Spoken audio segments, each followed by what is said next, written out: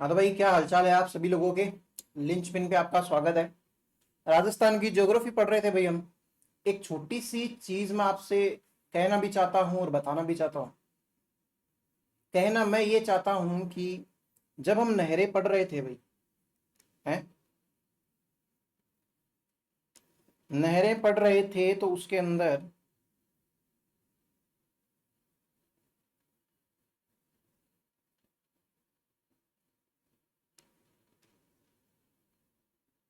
ये डायग्राम बनवाया था मैंने आपसे।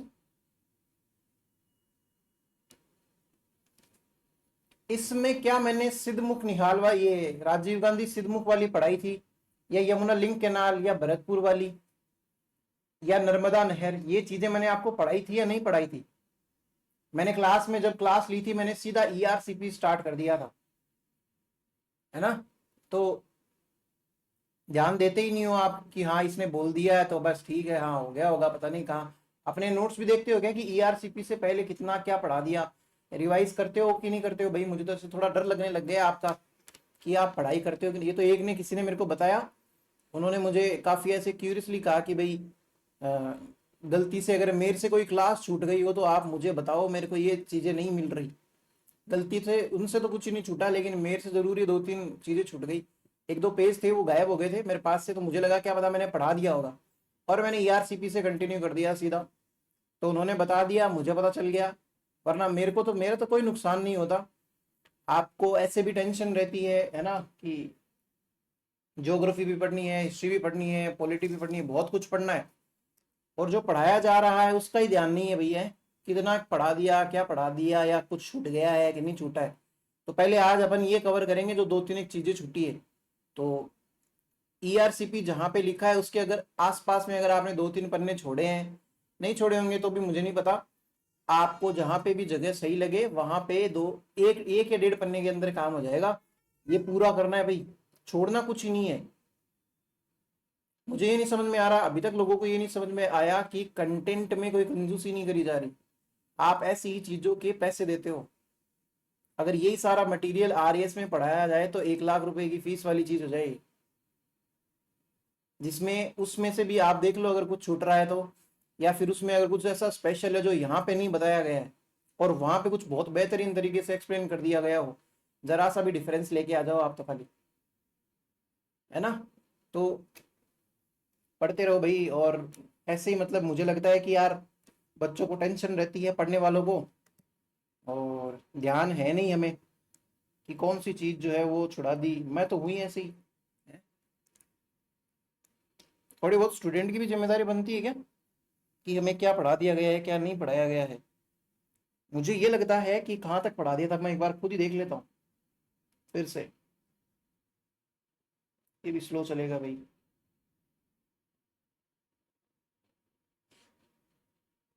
हम्म।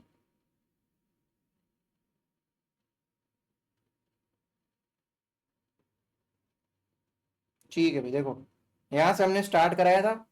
ये वाली चीज मैंने बताई थी आपको पहले, और फिर बाद में मैंने सीधा ईआरसीपी ले लिया। दो तीन चीजें हैं जो रह गई, दो नहरें हैं, दो तीन एक नहरें हैं, वो लिखो पहले। छोड़ो ये इंडस्ट्रीज वगैरह।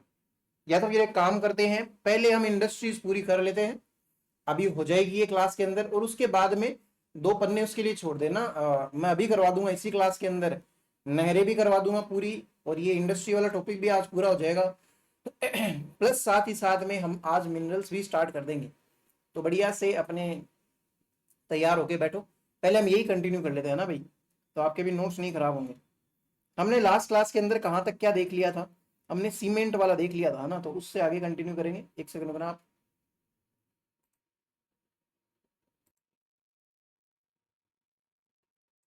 हाँ भाई। तो हमने क्या मिनरल बेस्ड इंडस्ट्रीज देख रहे थे भाई, कि राजस्थान में कौन सी मिनरल बेस्ड इंडस्ट्रीज है, जिसमें से हमने सीमेंट वाला तो पूरा कर लिया था। आज हम ग्लास वाले से स्टार्ट करेंगे, तो बी की हेडिंग लगाना, ग्लास इंडस्ट्रीज। कौन सी ऐसी जगह हैं, कौन से ऐसे एरियाज हैं जहां पे क्या कांच बनाया जाता है राजस्थान के अंदर, वो चीज हम देखेंगे इस क्लास के अंदर। चलो भाई देखते हैं। ग्लास इंडस्ट्रीज हेडिंग लगाना, कांच उद्योग। ठीक है। इसके अंदर रॉ मटेरियल क्या चाहिए, कौन सा ऐसा कच्चा माल है जिससे बन जाता है ये, तो सिलिका चाहिए, सोडियम सल्फेट चाहिए, और एक तीसरा चाहिए शोरा। देखो तीनों एस एस एस हैं। बहुत कम चांस है कि आपको रॉ मटेरियल्स पूछा जाएगा भैया ना। आपकी कोई वैसे जनरल साइंस की एग्जाम नहीं है ये राजस्थान का जीके पढ़ रहे हो आप। जनरल साइंस पूछते ना तो क्या पता आपसे उसमें ग्लास का या सीमेंट का ये पूछ लिया जाए, बट मेरा काम है लिखाना। अगर कोई आरएएस का बच्चा भी या कोई रिटर्न एग्जाम वाला बच्चा भी ये क्लास देखे तो उसको ये लगना चाहिए कि हाँ नोट्स पूरे हैं, जरा सा भी उसके साथ में ऐसे नहीं फील हो कि यार ये क्या क्या पढ़ लिया।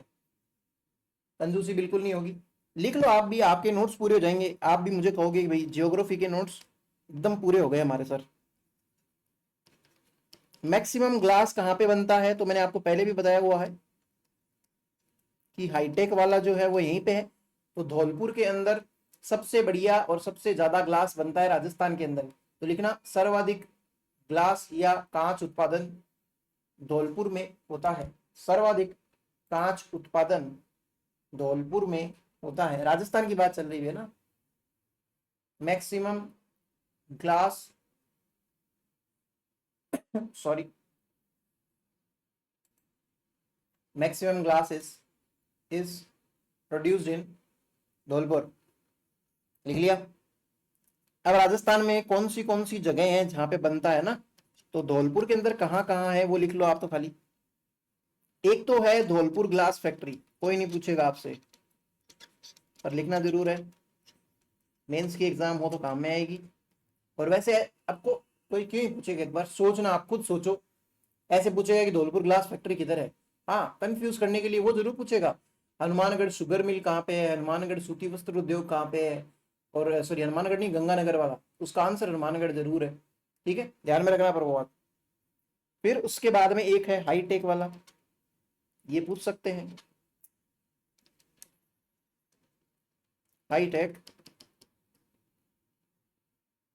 प्रिसीजन ग्लास फैक्ट्री, ये भी धौलपुर के अंदर है। ये किसकी है, गंगानगर वाले की है क्या ये, गंगानगर शुगर मिल वाला, जिसके अलग अलग 4 वेंचर देखे थे हमने। हेरिटेज लिकर, और कौन सा देखा था, कंट्री लिकर, तीसरा देखा था सैनिटाइजर, और चौथा देखा था हाईटेक प्रिसीजन ग्लास फैक्ट्री। चलो भाई फिर आगे चल लेते हैं।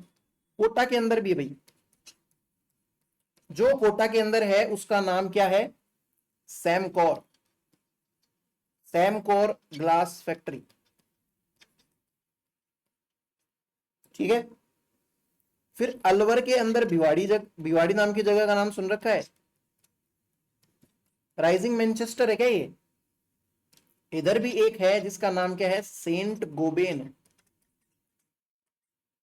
Saint Gobain glass factory. इसके अंदर कॉर्पोरेशन फ्रांस का है भाई, ये जरूर लिख लेना। फ्रांस का कॉर्पोरेशन है, मेरे पीछे फ्रांस है, हटू क्या, लो। ठीक है, ये बात हुई सारी की सारी ग्लास फैक्ट्री की या ग्लास इंडस्ट्री की। सी करके हेडिंग डालेंगे आप, छोटा सी, सी से सॉल्ट, सॉल्ट इंडस्ट्रीज, नमक उत्पादन कहां कहां होता है। ये वाला टॉपिक हमने वैसे सांबर झील और ये पचपदरा झील, ये झीलें जब पढ़ा था तब कर लिया था भाई, लेकिन यहां इंडस्ट्रीज के पर्पज से हमें नाम लिखने होंगे। नाम लिख लो बस खाली आप। देखो कौन सी है, पहली है सांबर। सांबर का नाम सुना होगा क्या आपने, सांबर एक झील है। इसके अंदर कॉर्पोरेशन किस किस का है, तो सेंट्रल गवर्नमेंट का 60% हिस्सा है,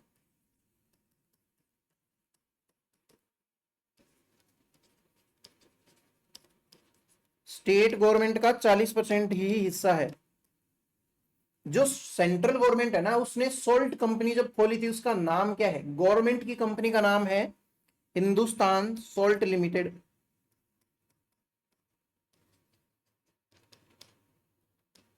इसी के तहत राजस्थान में जो कंपनी खोली गई है उसका नाम है सांभर सोल्ट लिमिटेड। किसकी है ये, है तो ये सेंट्रल गवर्नमेंट की। पैसा कौन देता है इसको मेंटेन करने का? State government. और स्टेट गवर्नमेंट बचा हुआ 60% भी देता है। हिंदुस्तान सोल्ट लिमिटेड पूरे इंडिया के अंदर है भाई, ऐसे समझो। और पूरे इंडिया के अंदर नमक उत्पादन करने की इंडिया के गवर्नमेंट की कंपनी है। उसी का ही एक हिस्सा राजस्थान के अंदर भी है, सांबर सोल्ट लिमिटेड। ठीक है, ये भी सरकारी कंपनी है। इसके बाद में पचपदरा देख लो भाई, नाम सुना ना पचपदरा बालोतरा के अंदर। ये पचपदरा बालोतरा वाली जो है ना, इसके बारे में आप एक चीज बहुत बेहतरीन तरीके से जानते हो कि नमक यहां का बेस्ट है। अब बार बार में नहीं लिखा, नहीं वही बात है। वो क्यार पद्धति कौन सी है ना, मोरली की लकड़ी, वो सारी बातें आपको ध्यान होनी चाहिए भाई। अब मुझे थोड़ा सा डर भी लगने लग गया है, आपको याद ही नहीं आ रहा कि ये चीजें पढ़ाई कि नहीं पढ़ाई, राजीव गांधी वाली, ये यमुना लिंक कैनाल या भरतपुर वाली, है ना। हम ऐसे ही आगे बढ़े जा रहे हैं क्या भाई? डीडवाना कुचामन के अंदर है ये, और वैसे नागौर के अंदर। इसके नमक की क्या दिक्कत थी? Na2SO4 ज्यादा है भाई, तो लिख लो। इतनी सी बातें किसकी है? एक सेकंड के लिए पॉज करो और उतारो सोल्ट के लिए। बाकी की फालतू बातें बहुत है, कंटेंट बहुत है, मुझे नहीं लगता वहां से कोई ऐसे प्रश्न पूछ लिया जाएगा आपसे। ठीक है भाई। फिर है ग्रेनाइट इंडस्ट्रीज। ग्रेनाइट मार्बल, ये जो है हम मिनरल के अंदर ढंग से पढ़ेंगे। एक बार के लिए यहां आप फॉर्मेलिटी के तौर पे नाम लिख लो, जो जो मैं लिखा हूं बस। जैसा मैं उतार रहा हूं वैसा आप उतारेंगे, ठीक है। इसमें और भी आएगा, लेकिन अभी के लिए जितना इंपॉर्टेंट है वो लिखो।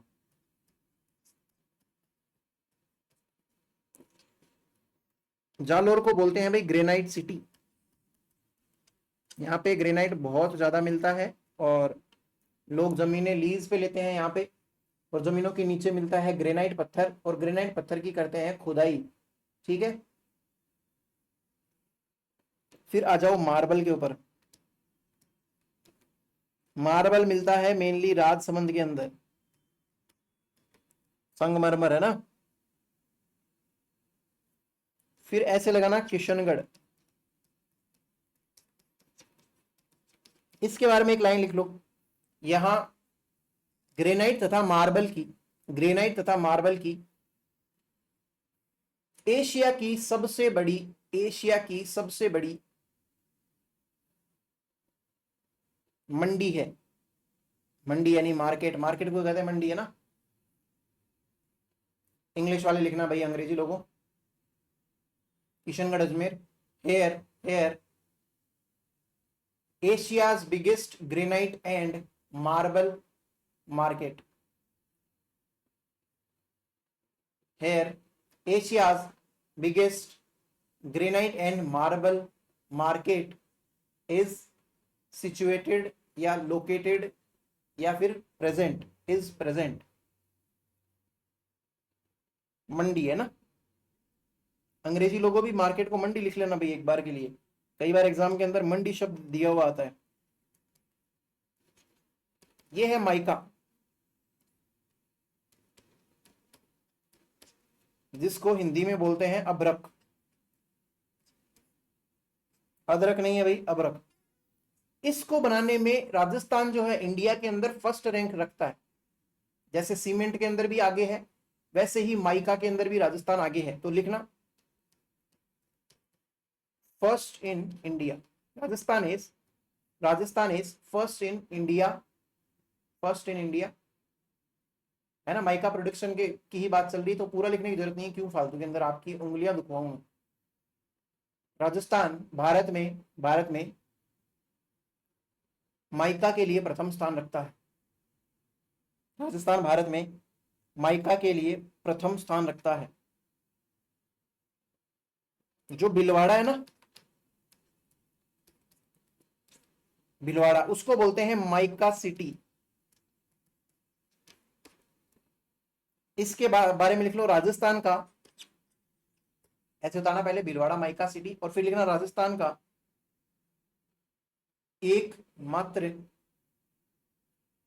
एकमात्र अभ्रक से ईंटें ईंटें बनाने का कारखाना, यहाँ है भाई, भीलवाड़ा के अंदर है।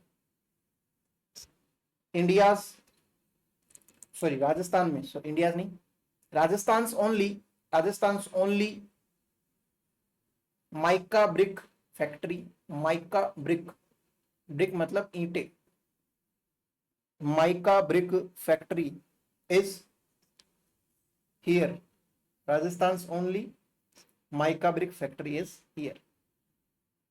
ये बात किसकी हो गई, माइका की। इसके बाद में देखो, अब मिनरल बेस्ड जो है जितने भी वो पूरे हो गए हैं। ये बी बड़ा हेडिंग है ना मिनरल बेस्ड वाला, ये आपका पूरा हो चुका है। तो अब एक और बड़ी हेडिंग लगाएंगे सी करके, ये कैपिटल सी वाला सी है।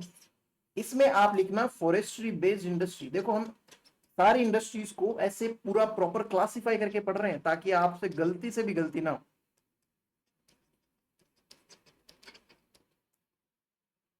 इसके अंदर जो अलग अलग आएंगे बस उसके नाम लिखने हैं, मैं जैसे लिख रहा हूं वैसे आप भी लिखेंगे भाई। वुड कार्व्ड फर्नीचर, गोंद,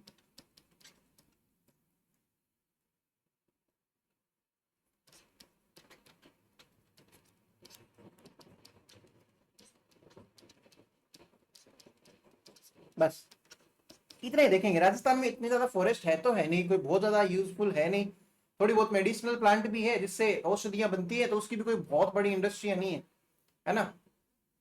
तो सबसे पहले वुड कार्ड फर्नीचर यानी कि लकड़ी से बढ़िया से आकृतियां बना बना के, है ना, वो फर्नीचर बनाना, इसका काम कहाँ पे होता है, ये होता है बाड़मेर के अंदर। ठीक है, अच्छा गोंद, अच्छी क्वालिटी का गोंद के लड्डू खाते हो ना आप सर्दियों के अंदर, ताकि आपका दिमाग बहुत तेज चले और आप पढ़ाई बढ़िया से कर पाओ, है ना। वो भी है चौहटन बाड़मेर में। दो तीन बार पूछा हो भाई, ये गोंद वाला है ना, तो ध्यान में रखना, बिल्कुल इंपॉर्टेंट है ये, बहुत ज्यादा।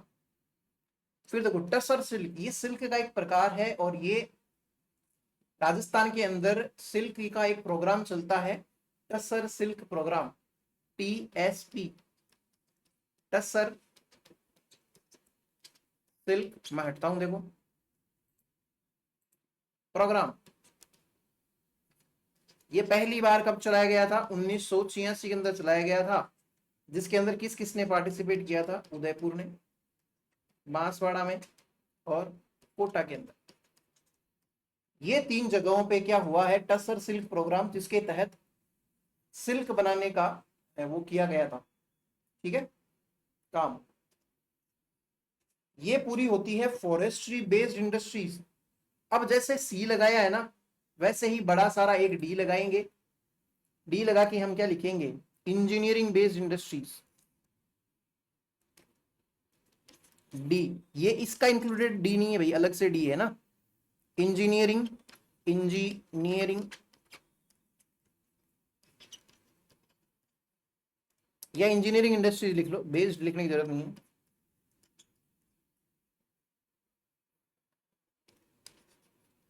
इंडस्ट्रीज हिंदी में भी ये लिख लो ना भाई, इंजीनियरिंग उद्योग। देखो इंजीनियरिंग उद्योग सबसे ज्यादा किधर है, सर्वाधिक लिखना, सर्वाधिक के अंदर आता है जक, कि जक भी नहीं लेते हो आप, जक बोलते हैं ना चैन, तो जक कौन नहीं लेते हैं, जयपुर वाले भी नहीं लेते हैं इंजीनियरिंग के मामले में, अलवर वाले भी नहीं लेते हैं और कोटा वाले भी लेते हैं, नहीं लेते हैं भाई, है ना। या फिर ऐसे समझ लो इंजीनियरिंग की कॉलेजेस किधर किधर है या फिर कोचिंग कहाँ कहाँ है, कोटा के अंदर है, जयपुर के अंदर तो होनी होनी है और अलवर के अंदर भी है भाई। ठीक है, सीकर के अंदर है वैसे तो भाई, आजकल सीकर हो रहा है सबसे बड़ा। देखो अब अलग अलग कंपनियों के नाम लिखने हैं, मेरे साथ साथ में उतारते जाओ बिना बोले बिना। आप तो बोलोगे तो भी मुझे नहीं सुनाई देगा, बोल लो बोल लो। जयपुर इंजीनियरिंग, सुनते रहना जो मैं बोल रहा हूं बस, वो कंपनी। एक चीज तो ये है, इसी का नाम है NBC। NBC की फुल फॉर्म क्या है, नेशनल बॉल बियरिंग कंपनी। क्या इसी का नया नाम क्या है? NEI, किसी भी नाम से आ सकता है भाई, इसीलिए तीनों लिखवा रहा हूं। नेशनल इंजीनियरिंग इंडस्ट्री, ये इसके कुछ नाम है, ठीक है। ये करता क्या है, ये इंडस्ट्री के अंदर क्या होता है, तो बॉल बियरिंग का निर्माण होता है। बॉल बियरिंग क्या होती है? बम्बुड़े आ गया भाई, एक सेकंड रुक जाए, मैं इसका इलाज करके आ रहा हूं। हाँ भाई, बॉल बियरिंग मतलब ऐसी छोटी छोटी, जो आपने कंचे खेले होंगे उसके साथ में एक लोहे का कंचा भी होता था, उसको लोखंड बोलते थे, है ना। तो वो लोखंड जो होता है वो किस चीज के अंदर काम में आता है? देखो मान के चलना, एक टायर ऐसे होता है लोहे का, एक छोटा टायर और होता है उससे साइज में, और उसके बीच में ऐसे एक कंचे फंसा दिए जाते हैं। उससे क्या होता है कि ये वाला टायर, अंदर वाला टायर समझ लो या बाहर वाला समझ लो, ये एकदम बहुत फुल फास्ट गति से ग्रो मतलब रन कर सकता है इसके अंदर, सर्कुलर मोशन के अंदर। इसीलिए ये बॉल बीयरिंग काम में आती है, ट्रेन के अंदर काम में आती है, और जगह भी जो ये टायर काम में आते हैं, मशीनों के अंदर काम में आती है ये बॉल बीयरिंग। तो वैसी बॉल बीयरिंग्स कहाँ पे बनती है? जयपुर इंजीनियरिंग कंपनी नाम की एक कंपनी थी, वो फिर राष्ट्रीय कंपनी हो गई, इसलिए इसका नाम है नेशनल कंपनी, ठीक है। NBC बोल लो या फिर NEI बोल लो, एक तो हुई ये। फिर जयपुर के अंदर एक टीवी बनाने की कंपनी है जिसका नाम है राज इलेक्ट्रॉनिक्स। ये क्या करते हैं भाई? चक्रवात आ गया, दूसरा पेज देखते हैं, एक सेकंड बना।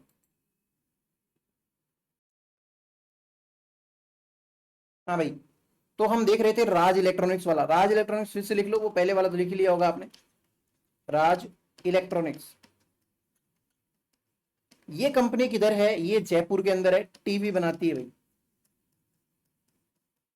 ठीक है भाई, बना लो। फिर एक आता है मान इंडस्ट्रीज,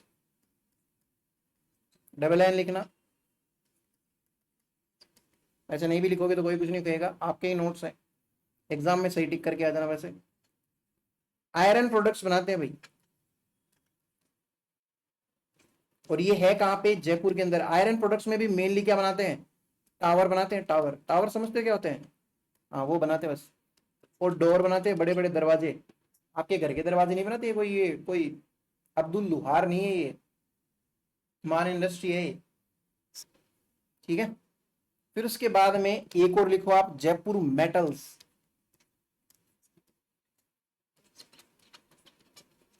ये क्या बनाते हैं भाई? ये बनाते हैं, कहा गया, इलेक्ट्रिसिटी मीटर,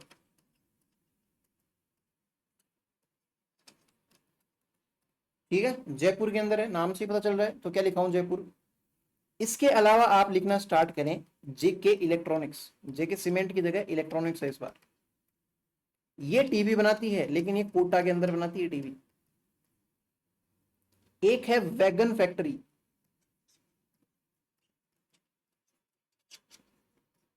ये भी कोटा के अंदर है, हिंदी में भी वैगन ही लिखेंगे।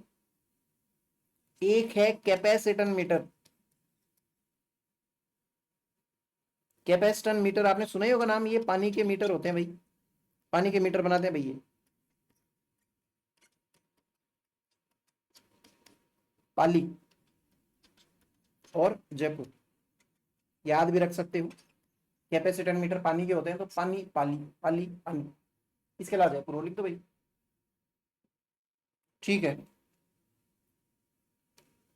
फिर इसके अलावा एक इंस्ट्रूमेंटेशन करके है, आगे आएगा, वैसे भी इंस्ट्रूमेंटेशन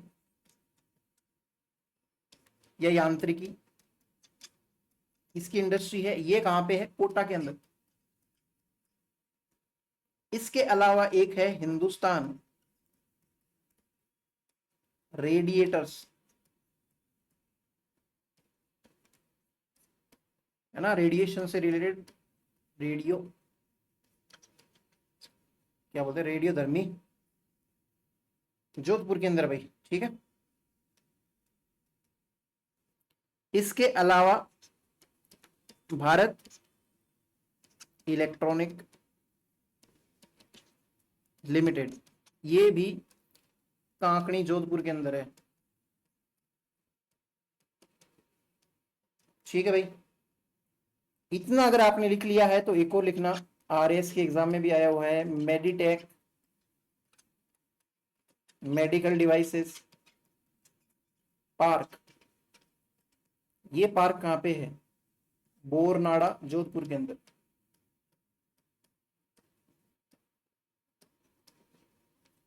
ठीक है, इसके अलावा एक दो और लिखो।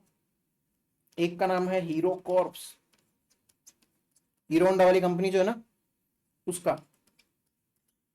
हीरो अलग कंपनी हो गई भी, होंडा अलग कंपनी हो चुकी है। पहले हीरो होंडा करके दोनों मिलके कुछ बनाते थे। ये कुकस के अंदर है और निमराना के अंदर भी। निमराना अलवर के अंदर पड़ता है ना। ठीक है भाई, किस चीज की है आपको पता होना ही चाहिए, ऑटोमोबाइल्स की है, बाइक्स वगैरह ये बनाना। ठीक है, इसके अलावा एक और ऑटोमोबाइल्स की है, हीरो होंडा होंडा। ये है खुशखेड़ा के अंदर, खुशखेड़ा अलवर के अंदर है भाई। लिखते चलो भाई। फिर एक है अशोक लेलैंड, ट्रक बनाते हैं ना ये अलवर के अंदर है। एक है सिमको, ये सिमको ना रेलवे रिलेटेड प्रोडक्ट बनाती हुई, भरतपुर के अंदर।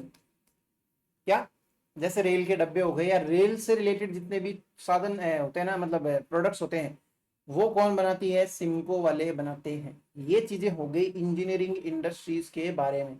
समझ में आ रही है कि आपको रामायण क्या चल रही है?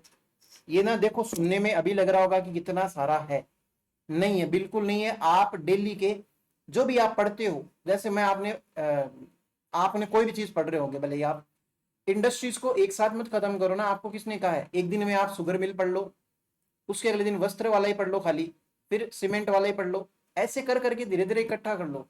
एक साथ नहीं इकट्ठा करना जा रहा है, करा जा रहा है तो 3-4 दिन ले लो आराम से। जैसे मान लो, मेरी बात समझना, फिर से समझना। आपने नदियां पढ़ी, नदियां पढ़ रहे हो, साथ साथ में नदियों के साथ में ऐसे अटैच कर लो कि मैं ना एक वो भी पढ़ूंगा, पढ़ूंगा या पढ़ूंगी, क्या बोलते हैं उसको, शुगर मिल्स पढ़ूंगा। आज जितनी भी शुगर मिल है सारी पढ़ दूंगा, 4 की 4 जितनी भी है ना, मेवाड़ या फिर उदयपुर, केशवराय पाटन, जितना भी है मुझे याद हो जाएगा। फिर मैं नेक्स्ट डे क्या करूंगी, मैं नेक्स्ट डे दूसरे वाला पढ़ूंगी, सीमेंट वाला पढ़ूंगी। ठीक है, इस प्रकार से आप सीमेंट भी याद कर लोगे, दोनों को रिवाइज कर लेना, शुगर एंड सीमेंट। फिर तीसरा, फिर तीनों को रिवाइज कर लेना, चौथा फिर चारों को रिवाइज कर लेना, पांचवा पांचों को रिवाइज कर लेना। सब याद हो जाएगा। आपको रोज घूरना है इनको। रोज हम क्लास, कोचिंग, स्कूल कहीं भी जाते हैं, बाजार, गली, मोहल्ले, एक बार में चीजें याद नहीं होती है, बार बार देखते हैं ना, तो उससे देखने से भी कई बार याद हो जाती है चीजें। हर प्रकार की मेमोरी बनती है। और मैंने आपको समझाया हुआ है एक्टिव लर्निंग कैसे होती है, और है ना, रट्टे कैसे मारे जाते हैं भाई, एक्टिव रट्टे। फिर ई चीज लिखो, जैसे हमने इंजीनियरिंग इंडस्ट्री देखी ना, वैसे केमिकल फर्टिलाइजर इंडस्ट्री देखते हैं। Chemical fertilisers industries. ठीक है, ये क्या बला है? इसके अंदर हम कुछ एक इंडस्ट्री देखेंगे, और वो कहां कहां है वो देख लेंगे। एक है पायराइट फर्टिलाइजर इंडस्ट्री, ये सलादीपुरा के अंदर है भाई।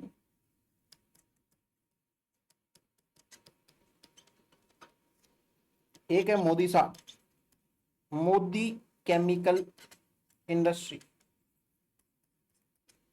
इंडस्ट्री है पूरा लिखना भाई, अलवर के अंदर है। एक आता है rock phosphate industry, rock phosphate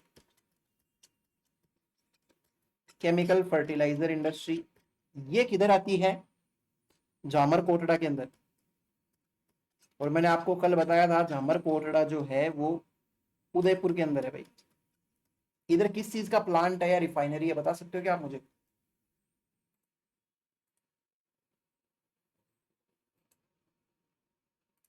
चलो भाई, चौथे नंबर पे हम देख लेते हैं चंबल केमिकल फर्टिलाइजर इंडस्ट्री, ये है गड़े पान, इंपॉर्टेंट है, कोटा, गड़े पान ध्यान में रखना। राजस्थान स्टेट केमिकल वर्क्स, ये मैंने शायद आपको सांबर झील ये सब पढ़ाया था, तब भी बताया था। ये डीडवाना के अंदर है भाई, 1964 के अंदर बन गई थी, ठीक है। इसके अलावा एक दो और लिख लो, national chemical and fertilizer industry, ये कपासन के अंदर है, कपासन पड़ता है चित्तौड़गढ़, ठीक है। फिर एक और लिखो, ज्योति ट्रिपल सुपर फोस्फेट, ठीक है। ये है खेतड़ी के अंदर, क्या लिखा है मैंने आपको, ये इतनी सी, ये जो पैराग्राफ के अंदर जितने भी हैं, ये खेतों के अंदर बनने वाले जो भी इंपॉर्टेंट केमिकल फर्टिलाइजर्स है उनकी इंडस्ट्रीज है। कोई बहुत बड़ी बात नहीं बता दी मैंने आप, ये तो आप भी खुद से भी पढ़ सकते हो। चलो नेक्स्ट देखते हैं फिर हम इसके बाद में, एक सेकंड रुकना आप।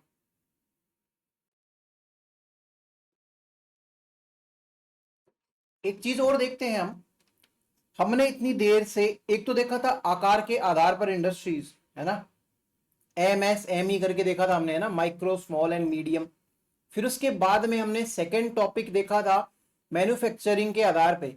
मैन्युफैक्चरिंग के आधार पे राजस्थान में सबसे ज्यादा इंडस्ट्रीज तो है खनिजों की, और फिर हमने बहुत सारी इंडस्ट्रीज देखी। अब उसी कड़ी के अंदर तीसरा क्लासिफिकेशन देख रहे हैं, जिसका बेस क्या है, ओनरशिप। तो आप थर्ड लगा के लिखना, classification of industries on the basis of classification of industries on the basis of ownership, स्वामित्व, स्वामित्व के आधार पर, स्वामित्व के आधार पर उद्योग। इसमें खाली बस समझ लो, एक प्रकार होता है प्राइवेट इंडस्ट्रीज का। अब आपको कोई ऐसे नहीं पूछेगा ये प्राइवेट है या वैसे है, ठीक है। सेकंड नंबर पे होता है पब्लिक सेक्टर, और तीसरे नंबर पे होती है कोऑपरेटिव।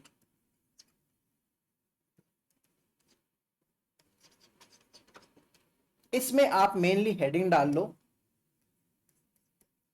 पब्लिक सेक्टर वाले का। ये देख लेते हैं भाई कुछ एक, पब्लिक सेक्टर के अंदर दो पार्ट्स कर सकते हैं हम, पार्ट ए कर लेंगे या फिर ए कैपिटल लिख लो, इसको भी आप 1 2 3 कर लें, यहाँ पे ये 1 कर लो। और फिर इसके अंदर कैपिटल ए के अंदर आप लिखना सेंट्रल गवर्नमेंट की कंपनियां या industries, central government industries, industry समझ लो या कंपनी समझ लो, है ना। इसके कुछ एक नाम है, आप बस नाम लिख लो। एक होती है हिंदुस्तान कॉपर लिमिटेड, जो कि हमारे किधर है, खेतड़ी के अंदर।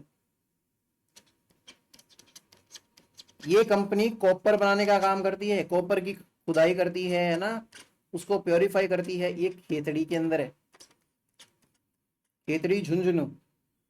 बी में मेरे पास में है हिंदुस्तान सॉल्ट लिमिटेड, बताइए आपको, सांबर के अंदर है, जयपुर। सी में मेरे पास में आ जाएगा फिर से हिंदुस्तान मशीन टूल्स, ये है अजमेर। डी में अपने पास में क्या आ जाएगा, हिंदुस्तान जिंक लिमिटेड, ये है उदयपुर देबारी, तो देबारी उदयपुर। चांदी मिलती है भाई, चांदी, जिंक में चांदी, कैसे चांदी, समझाओ सर, मिनरल पढ़ेंगे तब बताएंगे आपको। फिर चौथा पांचवा लिखना आप मॉडर्न बेकरी जयपुर, इसका नाम ही है मॉडर्न बेकरी जयपुर। छठे नंबर पे हम लिखेंगे ड्रग्स एंड फार्मास्यूटिकल।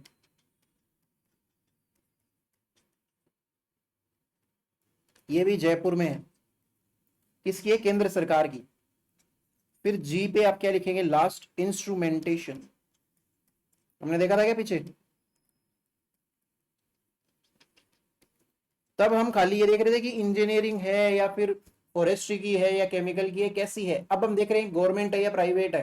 तो ये गवर्नमेंट है, और गवर्नमेंट में भी कैसी है? सेंट्रल गवर्नमेंट है ना। तो यहाँ पे सारी की सारी इंजीनियरिंग से रिलेटेड थोड़ी है। कॉपर तो मिनरल बेस्ड है, सोल्ट तो मिनरल बेस्ड है, मशीन इंजीनियरिंग बेस्ड मान लेते हैं, है ना। फिर जिंक फिर से मिनरल है। बेकरी किस चीज में आता है? फूड है वैसे तो, ठीक है, ये एग्रीकल्चर बेस्ड आएगा फिर। और ड्रग्स वगैरह ये केमिकल बेस्ड है ना। तो वैसे क्लासिफिकेशन का एक नया रूप है, वो देख रहे हैं हम। चलो भाई आगे बढ़ते हैं। अब बी नंबर पे आप लिखेंगे सेंट्रल गवर्नमेंट के बाद में स्टेट गवर्नमेंट रिलेटेड।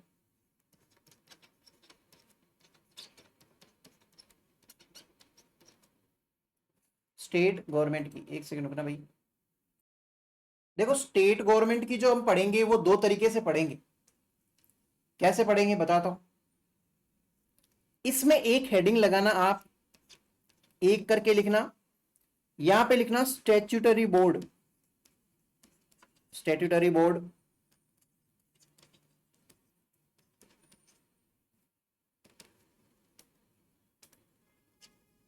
द्वारा स्थापित। देखो टोटल 6 है ऐसी, और ये 6 किधर है? जयपुर के अंदर। क्या होता है स्टैट्यूटरी बोर्ड? इसको हिंदी में क्या बोलते हैं? वैधानिक। वैधानिक मतलब कानून।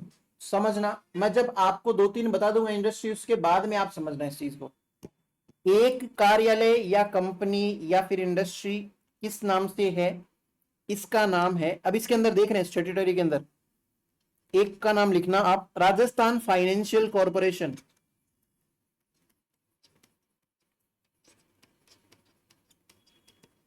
पहले आप लिखो, समझाता हूं, सारा समझाऊंगा। फाइनेंशियल कॉरपोरेशन 1955 में इस चीज का कार्यालय खुला। इंडस्ट्री समझ लो या कुछ भी समझ लो, करते क्या है अब समझना, बात को समझते हैं। राजस्थान फाइनेंशियल कॉरपोरेशन यानी कि फाइनेंशियली, फाइनेंशियली हेल्प करी जाएगी। किसकी करी जाएगी? कोई लोन दिया जाएगा क्या? पैसा दिया जाएगा क्या ब्याज के ऊपर? अगर नहीं दिया जाएगा तो क्या करे करा जाएगा? सरकार ऐसी भी इंडस्ट्रीज बनाती है जो नियम कायदों के अनुसार, उनके खुद के कानून होते हैं, उनका उल्लंघन करने पर वो पुलिस को कांटेक्ट किया जा सकता है। जैसे हम आगे एक और देखेंगे, क्या बोलते हैं उसको, डी करके लिखो और ज्यादा क्लियर होगी इमेज। RSRTC पूरा नाम क्या हो जाएगा? राजस्थान स्टेट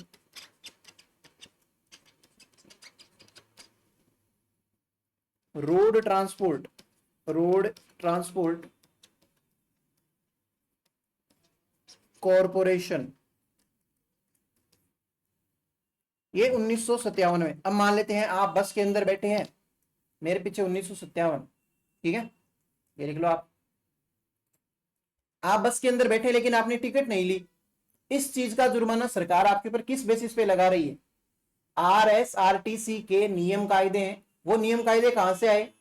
वैधानिक रूप से कानून बनाए जाते हैं। जैसे RSRTC खोलनी है आपको, तो सरकार क्या करेगी? बहुत सारे कानून बनाएगी, उसके उल्लंघन पे क्या दंड मिलना चाहिए वो डिसाइड करेगी। और क्या क्या फिक्स रूल्स होंगे कि इतना किराया होगा, है ना, इतने लिमिट के पैसेंजर बैठ सकते होंगे, है ना, एक कंडक्टर होगा, एक ड्राइवर होगा, इन सब के बारे में। और ड्राइवर क्या कर सकता है, कंडक्टर के क्या कदाचार है, अगर कंडक्टर गलत व्यवहार कर सकता है तो उसके बारे में कौन सी चीजें कहाँ पे पहुंचाई जाए, मतलब कॉल करके बातें बताई जाए। तो वो सारे के सारे अगर नियम कायदों से कोई एक कंपनी बनी है, तो ऐसी कंपनियों को क्या बोलते हैं? स्टैट्यूटरी कंपनी, या फिर ऐसे बोर्ड को क्या बोलते हैं? Statutory board. ठीक है, अब समझ में आ रही बात। फाइनेंशियल वाले में भी अगर आप उल्लंघन करोगे तो आपके ऊपर पुलिस केस किया जा सकता है। अदरवाइज ऐसा कोई रूल थोड़ी होता है, जैसे ये रूल उधर थोड़ी है। प्राइवेट बसों के अंदर देखो ना, आप चाहे से सिगरेट पियो, बीड़ी पियो, या फिर टिकट मत कटाओ, आपके कोई फ्लाइंग थोड़ी आती है, या कोई ऐसे चेक करने के लिए कि भाई बस के अंदर कितने भरे। हाँ वैसे एक नॉर्मल जो रोड के ऊपर रोड सेफ्टी जो होता है उसका तो ध्यान रखा जाता है, वो एक अलग बात है। लेकिन क्या आप कंडक्टर के अगेंस्ट केस कर सकते हो? मतलब कि भाई सरकार में जाके बोल दे कि भाई ये कंडक्टर जो है मेरे से बदतमीजी कर सकता है, कर रहा था, ऐसे वो लड़ाई झगड़े वाला केस बन सकता है, लेकिन कभी भी ये वाला केस नहीं बनेगा जो ऐसे वैधानिक रूप से बनाए गए हैं। वो वैधानिक नहीं है, ये वैधानिक है। ठीक है, और लिख लेते हैं। ऐसी और कौन सी कंपनी है, आप बस नाम लिखते चलो। एक है राजस्थान स्टेट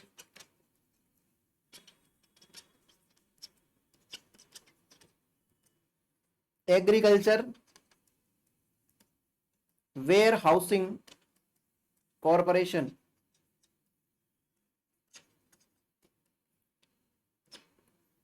ये कॉरपोरेशन खुली थी 1957 के अंदर। अच्छा, ये मैंने ना आपको गलत लिखा दी थी, सॉरी, मेरा ध्यान उधर था। सेकंड वाले के लिए आप लिखना 1 अक्टूबर 1964। ठीक है, RSRTC के लिए। ये थर्ड वाले के लिए 1957, मेरे पीछे 1957 है, किधर है? ठीक है, दिख रहा होगा आपको अभी। ठीक है भाई, चौथे नंबर पे आप लिखेंगे RHB, राजस्थान हाउसिंग बोर्ड। ये क्या भाई है, ये क्या चीज है?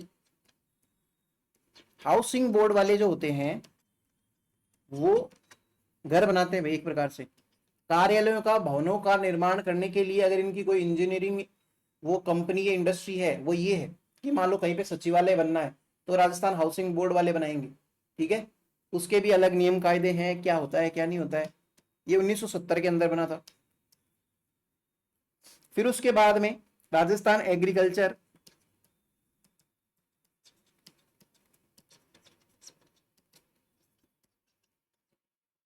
Marketing board,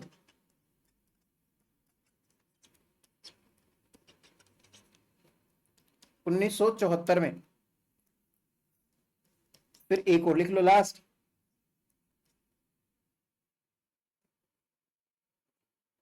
Rajasthan land development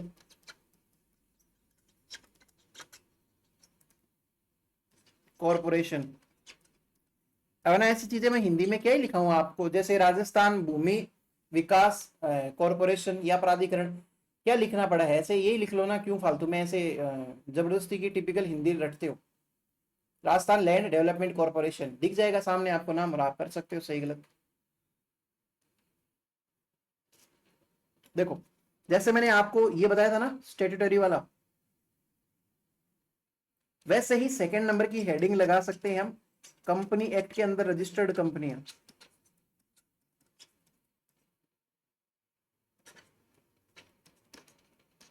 देखो, 2013 के अंदर सरकार ने एक कंपनी एक्ट लेके आए पार्लियामेंट के अंदर। उसके तहत कंपनियां रजिस्टर होती है। कोई भी कंपनी है जो लीगली हमारे इंडिया के अंदर वर्क कर रही है, वो कंपनी एक्ट के अंदर रजिस्ट्रेशन करवाती है, तभी जाके उसको कंपनी का दर्जा मिलता है और वो अपने अपने बिजनेस कर सकती है, एग्जिस्ट कर सकती है इंडिया के अंदर किसी भी कोने के अंदर।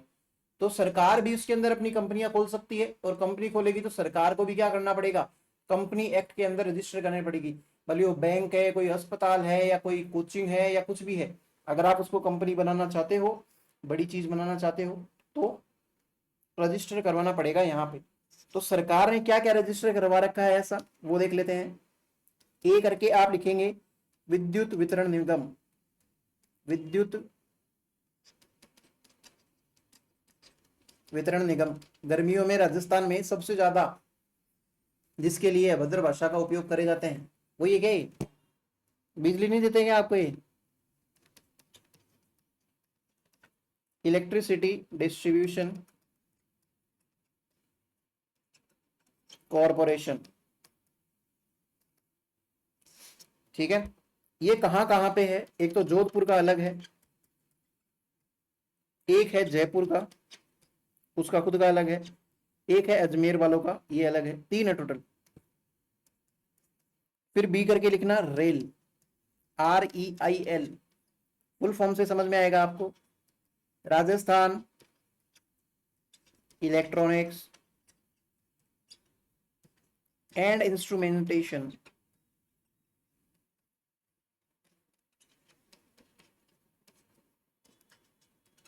ये कनकपुर जयपुर में है भाई, मेरे पीछे नाम जा रहा है कनकपुर जयपुर, लिख लो। चलो तीसरा लिखा देता हूं ऐसे ही, सी करके लिखना, RSMML, Rajasthan mines and minerals limited. ये है उदयपुर के अंदर भाई, खनिजों से रिलेटेड है ना, 1974 के अंदर। ये बात होगी राजस्थान के अंदर जितनी भी कंपनी एक्ट के थ्रू रजिस्टर्ड सरकारी या पब्लिक सेक्टर या फिर सार्वजनिक कंपनियां जो हैं वो है ये। अब कुछ एक अन्य उद्योग हैं, उनके हम बस नाम लिखेंगे और वो कहाँ है वो देख लो, कभी कभी भूले भटके ऐसे क्वेश्चन भी आ जाते हैं। तो आप एक अन्य उद्योग करके लिखो, अन्य उद्योग। इसमें आप क्या लिखेंगे, एक डॉक्टर ओएटकर करके आदमी वो चटनी बनाता है भाई, चटनी की कंपनी है, उसकी फैक्ट्री है। ये किधर है, कह रानी। इन्होंने पूछा होगा रानी से कि कह तू बता क्या खाना है तेरे को, तो बोली चटनी। और ओएटकर जी ने बोला कि अगर खा ली ना तो तेरी खैर नहीं रहेगी। तो खैर थल तिजारा। आपको पता है क्या, खैर थल तिजारा का नया जो नाम प्रपोज किया गया है, ये बहुत इंपॉर्टेंट चीज होती है करंट अफेयर्स के हिसाब से भी, और आपको वैसे पता भी होना चाहिए कि जैसे अगर मान लो कोई कहते सीकर का नाम अब से चेंज करके, सीकर जिले का नाम चेंज करके आकाश नगर रखा जाएगा, तो आपको नहीं ध्यान में रखना पड़ेगा क्या? आप अगर किसी को बताओगे कि आप किधर से हो तो आप सीकर नहीं कह सकते, आकाश नगर कहना पड़ेगा। वैसे ही खैर थल तिजारा जो है, इसका अगर नाम चेंज कर दिया जाए तो इन्होंने रखा भर्तृहरि। मेरे लिए सबसे टिपिकल नाम है ये।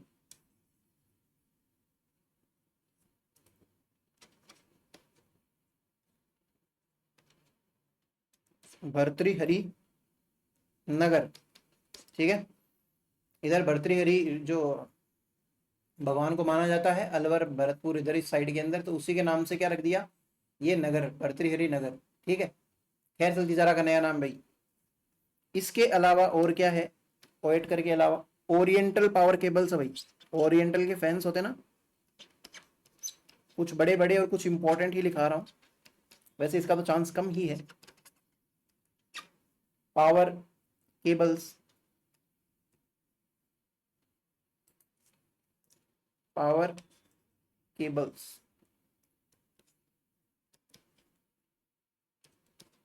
ये किधर है, कोटा के अंदर, ठीक है। फिर कुछ एक माचिस के भी कारखाने हैं,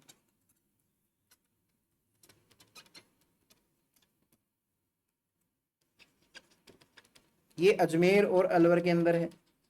माचिस बनती है यहाँ पे, नोटों की शाई भी बनती है,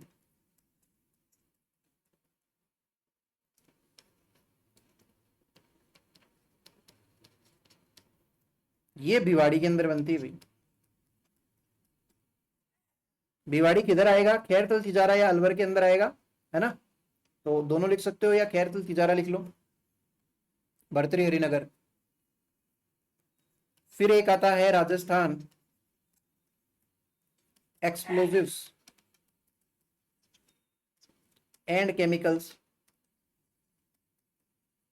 लिमिटेड, ये धौलपुर के अंदर आता है भाई। एक है गवार गम उद्योग, गवार गम इंडस्ट्री,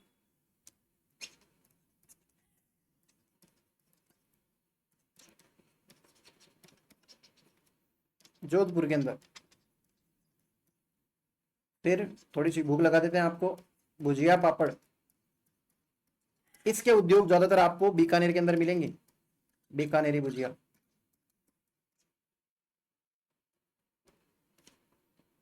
फिर लाख का उद्योग, ये इंपॉर्टेंट है भाई, लाख उद्योग, लाख इंडस्ट्री। लाख की चूड़ियां होती ना, जयपुर के अंदर है मेन तो, इसके अलावा उदयपुर भी है, लेकिन आप फिर भी जयपुर जरूर ध्यान रखेंगे। देखो इतनी सब बातें किस चीज की है, हमारी इंडस्ट्री से रिलेटेड जितनी भी इंडस्ट्रियां हैं, कहाँ कहाँ पे है, क्या क्या है। अब देखो इंडस्ट्री रिलेटेड क्या है, पॉलिसीज है, योजनाएं बनाती है सरकार, या फिर अलग अलग डिपार्टमेंट्स हैं, दिल्ली मुंबई कॉरिडोर हो गया, है ना, और भी सारी चीजें हैं। वो मैं या तो बाद में करवा दूंगा, और अगर आपकी कोई इंपॉर्टेंट एग्जाम चल रही है अभी, तो एक बार के लिए आप यूट्यूब के ऊपर भी बहुत सारे ऐसे सोर्सेज हैं जो फ्री के अंदर पूरा कंटेंट देते हैं। इस चीज को बोलते हैं इकोनॉमिक सर्वे।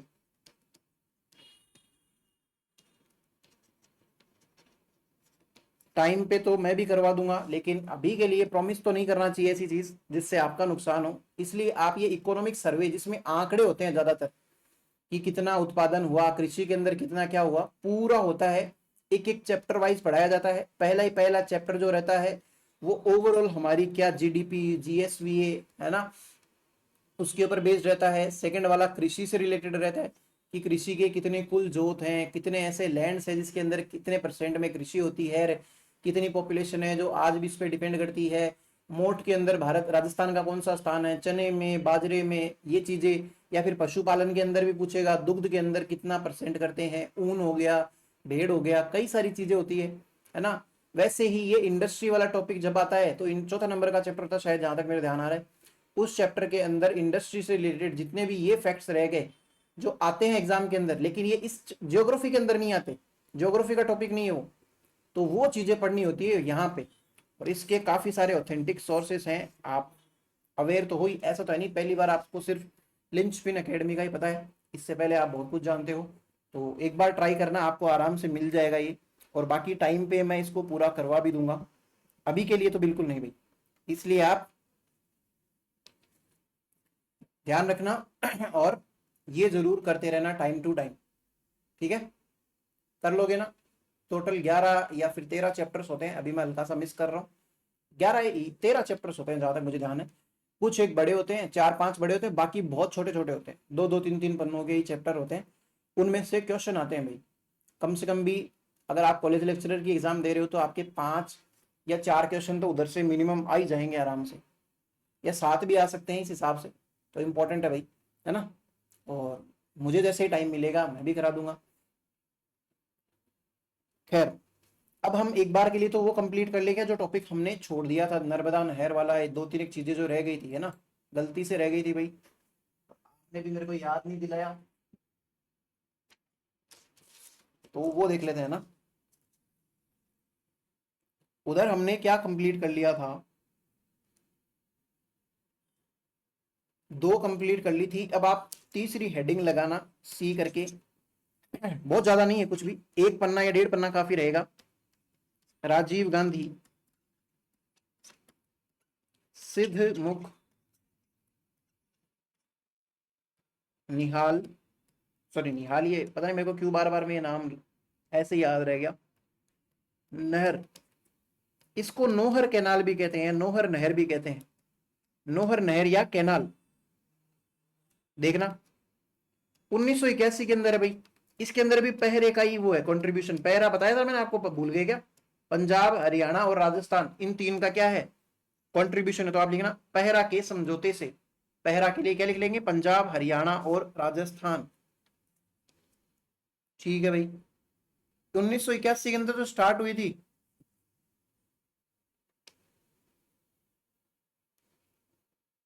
एक सेकेंड, हाँ ठीक है भाई, पढ़ लेते हैं।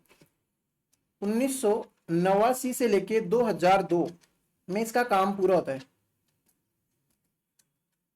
ठीक है। नदियां कौन सी हैं, रिवर्स, बस आप लिखते चलो, कोई बहुत ज्यादा डिटेल्स नहीं है। रावी और व्यास का ही पानी है भाई, अतिरिक्त जल या एक्स्ट्रा वाटर, इंग्लिश वाले एक्स्ट्रा वाटर लिख लेना। फाइनेंस किसका है, ये इंपॉर्टेंट है थोड़ा सा। यूरोपियन यूनियन, हिंदी में भी यूरोपियन यूनियन लिखना पड़ेगा, यूरोपियन यूनियन एंड नाबार्ड। अब यूरोपियन यूनियन वालों ने ना, हमने कोई परमाणु परीक्षण कर लिया था भाई, उसके बाद में ये नाराज हो गए और यूरोपियन यूनियन वाले ने बोला कि हम तो नहीं पैसे देंगे। तो 1998 के बाद में से अब पैसे कौन दे रहा है, काफी टाइम हो गया ना, देख लो 27 साल हो गए, 27 साल से सिर्फ और सिर्फ पैसे दे रहा है नाबार्ड। के बाद केवल नाबार्ड, अब नाबार्ड ही दे रहा है भाई पैसे। ठीक है भाई, पीछा छुड़ा लिया होगा, जैसे भाई वो एक कौन है वो तेरी मेरी कहानी ऐसे करके वो गाना गाया था ना एक लड़की ने, एक लड़की नहीं भाई, वो लड़की नहीं है, औरत है, वो रानू मंडल करके, उसने जब गाया तब ठीक है वो फेमस हुई है ना। ये अक्सर होता है जिनमें देखो टैलेंट कुछ नहीं होता इन जनरल, अब वो एक अच्छा गा दिया तो लोगों को लगा कि हाँ भाई बहुत ही शानदार है, जबकि उनके अंदर वैसे कोई ऐसा टैलेंट नहीं है। मैं उनके कंडीशंस के बारे में नहीं बोल रहा कि वो गरीब है, वो तो ये डिजर्व करते हैं, ये ऐसे नहीं कह रहा। मैं कह रहा हूँ कि वैसे एज सच वो एक गाना ठीक ठाक गाया, मुझे भी इतना कुछ सही बताऊं तो नहीं पसंद आया था, जरूरत से ज्यादा very very very sweet voice थी वो, तो इतनी भी ज्यादा अच्छी नहीं लगती। तो ठीक है चलो, वो वायरल हुआ, बाद में उनको मौके मिले अलग अलग जगह पे, कभी हिमेश रेशमिया तो उसके पीछे ही पड़ गया, उसको एकदम सर पे ऊंच लिया। अब वो बेचारी कभी जिंदगी के अंदर इतना पब्लिकली सोशली एक्टिव नहीं रही है, उसको अचानक से आप इतने लोगों के सामने ला दोगे तो वो अनकंफर्टेबल भी होएगी, घबराएगी भी, और इवन उसके अंदर कोई अगर टैलेंट छोटा मोटा होगा भी तो भी वो एक बार के लिए छुप जाएगा, और फिर मौके इतने ही मिलते हैं। कोई आप रानू मंडल को कोई देखने के लिए बैठे नहीं है, आप तरस नहीं रहे उनके लिए कि भाई उसको देखे बिना तो हमारी जिंदगी आगे नहीं बढ़ सकती। अब पहले तो हमें पता नहीं था रानू मंडल जैसी कोई चीज होती है, अब पता चल गया तो हम उसके बिना थोड़ी जी पाएंगे। ऐसा तो कोई क्रेजी है नहीं उसके बारे में। तो फिर बाद में क्या होता है कि धीरे धीरे फिर वही पीछा छुड़ाते हैं वो लोग, उसको सभी रियलिटी शोज के अंदर बुलाया जाता है। ये रियलिटी शोज वाले तो सबसे खतरनाक होते हैं। कोई भी जैसे कोई वायरल हो रहा होता है, जैसे वो एक दीपक कलाल करके भी है, कई सारे हैं जो अपने थोड़े बहुत किसी वीडियोस या कंट्रोवर्सीज के लिए वायरल हो जाते हैं ना, तो उनको शोज पे बुला के अपनी टीआरपी गेन कर लेते हैं। तो उसको भी बुलाया गया, रानू मंडल को भी काफी ऐसे। फिर बाद में उसको जो छिटकाया है ना, उसको थोड़ा बहुत ऊंचा भी उठा दिया, मेकअप कर रहे हैं, कभी उसको पैसे दे रहे हैं, ये कर रहे हैं वो कर रहे हैं। आज की स्थिति के अंदर वो इतना सा है कि भाई उसके पास एक घर है, मैंने पूरी उसकी वो तो नहीं देख रखी है, तो आप ऐसे मैंने तो जाना कि भाई रानू मंडल के पास तो पहले भी घर था। वो जो भी है उसकी हल्की सी बेटर कंडीशन है, आप और मैं उसके बारे में डिस्कस कर रहे हैं, वरना कोई नहीं जानता था उसको। लेकिन फिर बाद में एक एक बोलते हैं ना, मैं कहना ही चाह रहा हूँ कि कोई जिम्मेदारी तो ऐसे लेता है कि भाई हाँ हम तुम्हें संभाल लेंगे, अब तो रानू मंडल की गरीबी जिंदगी भर के लिए दूर हो जाएगी, ये हो जाएगा वो हो जाएगा। फिर छिटकाने पे आते हैं ना, तो छिटकाने के लिए बहाने ढूंढते हैं। तो हिमेश रेशमिया को भी कभी किसी ने कोई इंटरव्यू में पूछा होगा कि ऐसे वैसे, तो वो बोलता है कि भाई रानू मंडल कोई मेरी कुछ लगती थोड़ी है, मुझे उनमें टैलेंट दिखा, मैंने उनको मौका दिया, अच्छा लगा मुझे, और वो अब जो भी है आप अपने अपने हिसाब से हो, अपने टैलेंट के दम पे हैं, जो भी बनी है। मैंने ना तो रानू मंडल को बनाया है, ना ही रानू मंडल मेरी कोई जिम्मेदारी है। वाह भाई। ऐसे ही है भाई, ये नाबार्ड वालों के साथ में भी किया होगा, यूरोपियन यूनियन वालों ने, कि भाई ना तो राजीव गांधी सिद्धमुख नहर से हमें कोई मतलब है, ना हमने इसको बनाया है, हमने पैसे दिए टाइम पे, वो अपने स्तर पे है जो भी है वैसे। और इंडिया के अंदर जो मीमर्स होते हैं वो तो और ही खतरनाक होते हैं। यहाँ पे कोई सलमान खान का फैन तो नहीं है क्या? थंबनेल्स होते हैं ना यूट्यूब के ऊपर, जो वीडियो खोलने से पहले जो आप अपने को वो दिखता है, फोटो दिखती है या फिर जो एक पेज पेज दिखता है, उसको बोलते हैं थंबनेल। तो उस थंबनेल के ऊपर ऐसे अजीबोगरीब बनाते हैं कि सलमान खान ने दिया रानू मंडल को अपना सबसे फेवरेट 5 करोड़ का घर, सलमान खान करेंगे रानू मंडल से शादी, ऐसे कर करके भी फनी फनी बनाते रहते हैं भाई। तो क्लिक बेट बोलते हैं वैसे ऐसी चीजों को। फिर उसके बाद में ये ना, राजीव गांधी सिद्धमुख नहर जो जब बन गई थी तो इसका इनोग्रेशन किया था राजीव गांधी ने। कब किया था, कहाँ किया था, वो क्वेश्चन भी देख लेते हैं। भिरानी नाम की जगह है, हनुमानगढ़ में पड़ता है। यहां से इसके लिए लिखना भिरानी हनुमानगढ़। यहाँ राजीव गांधी ने इस नहर का उद्घाटन किया था। Rajiv Gandhi inaugurated this canal inaugurated this canal. ठीक है, डायग्राम मैंने वो ऊपर बनवा दिया था, वो ये कोई बहुत ज्यादा विशेष डायग्राम इसके अंदर है नहीं, तो बस इतनी बात है इसके बारे में। तो फिर अब आप नेक्स्ट चौथे नंबर की लिख लो, यमुना लिंक कैनाल, डी करके लगा के लिखना, डी। एक पन्ना ही छोड़ देते थे, बहुत बहुत है। यमुना लिंक कैनाल, इसी का दूसरा नाम क्या है, गुड़गांव, गुड़गांव कैनाल। इसके अंदर कोऑपरेशन किसका है, सहयोग, कोऑपरेशन। एक तो राजस्थान का है, एक हरियाणा का है। ठीक है भाई। नदी कौन सी है इसमें, नदी इसके अंदर है यमुना। लाभ किसको मिलेगा ये बताओ सर, भरतपुर को मिलेगा और थोड़ा बहुत शेखावाटी को मिलेगा, पर मेन तो यही है, जमुना का पानी। जोका कह दियो, मोका, मोना पतो, कृष्ण भगवान की ये लैंग्वेज थी भाई वैसे, जोका कह दियो।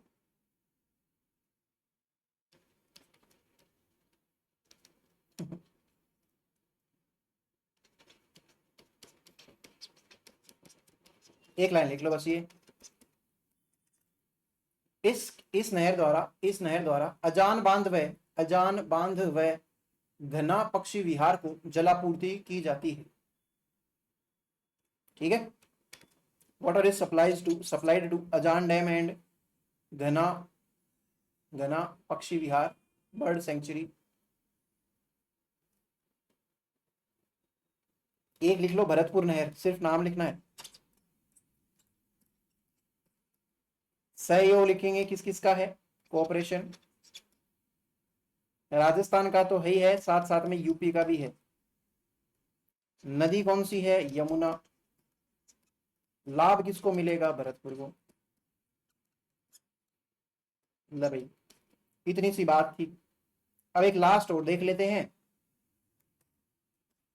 एफ करके, ये है नर्मदा नहर। क्या नाम है, नर्मदा नहर। ये थोड़ी सी इंपॉर्टेंट है, दो चार बातें एक्स्ट्रा है। 2008 में शुरू हुआ था इसका काम। इसके कुछ एक उपनाम है वो पूछे जाते हैं, तो आप लिखेंगे उपनाम, अदर नेम्स। एक तो लिखना सरदार सरोवर परियोजना,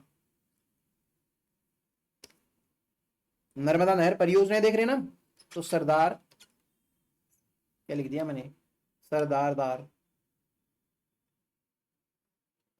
सरदार शहर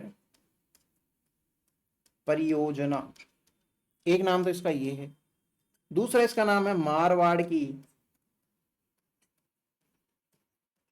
जीवन रेखा। ठीक है भाई, चलो भाई, इसके बारे में दो चार एक बात करेंगे, आप लिखना।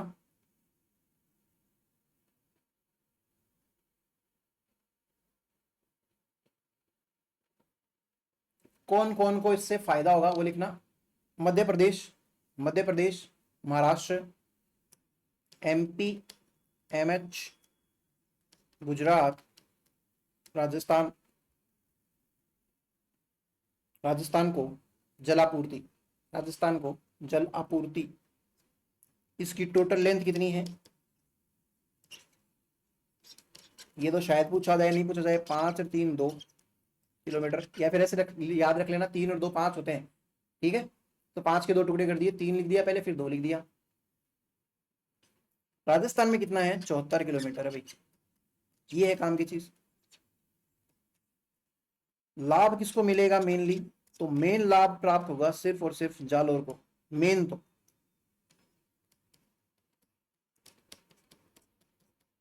लेकिन साथ साथ में बाड़मेर को भी थोड़ा बहुत। राजस्थान में कहां से इंटर करती है, तो सिल्लू गांव से इंटर करती है। It enters from Sillu village,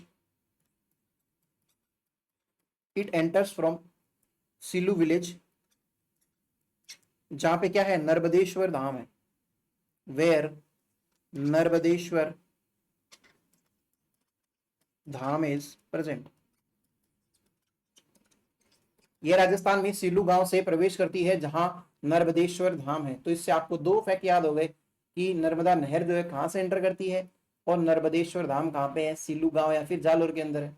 वैसे तो नर्मदेश्वर नाम जो है नर्मदा नदी से ही पड़ा है। ठीक है, इसके लिए एक बेहद इंपॉर्टेंट बात है, वो लिखो आप पहले, फिर मैं आपको समझाता हूं।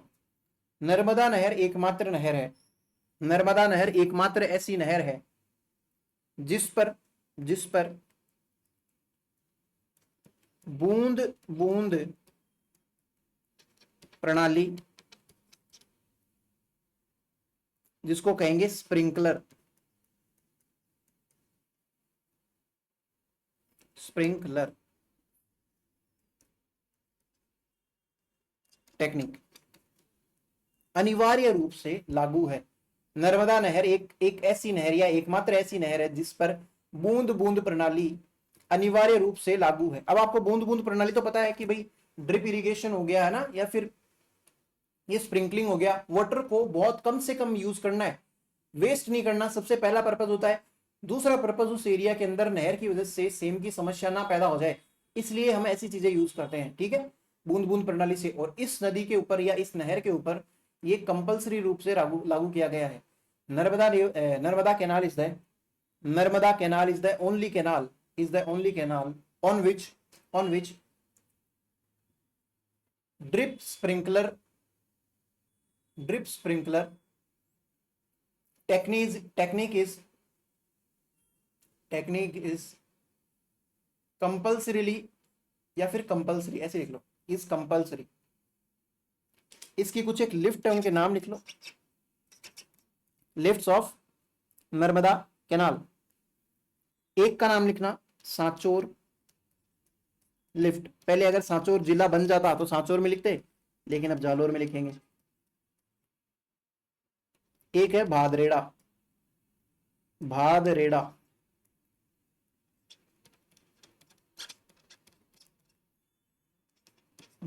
लिफ्ट, ये भी जालोर के अंदर है। तीसरे नंबर पे हम लिखेंगे पनोरिया लिफ्ट, बाड़मेर। आरपीएससी आरएसएमएसएसबी का सबसे फेवरेट क्वेश्चन तो यही वाला है, ड्रिप स्प्रिंकलर वाला अनिवार्य रूप से इंप्लीमेंटेड है। तो ये बात हुई, हमारे पास में हमने 2 टॉपिक पूरे कर लिए हैं। कैनाल का कुछ बचा हुआ जो पोर्शन था अब फाइनली कंप्लीट होता है। साथ ही साथ में हमने इंडस्ट्रीज कंप्लीट कर ली है, और नेक्स्ट क्लास से हम मिनरल्स के अंदर मिलेंगे। तो मिनरल्स पढ़ेंगे हम नेक्स्ट क्लास से, और उसको भी लगभग 2 क्लास के अंदर या 2-2.5 क्लास के अंदर खत्म कर लेंगे। इस प्रकार से हम जल्दी जल्दी करके आपकी जो भी ज्योग्राफी है टाइम पे पूरी कर दी जाएगी, ठीक है।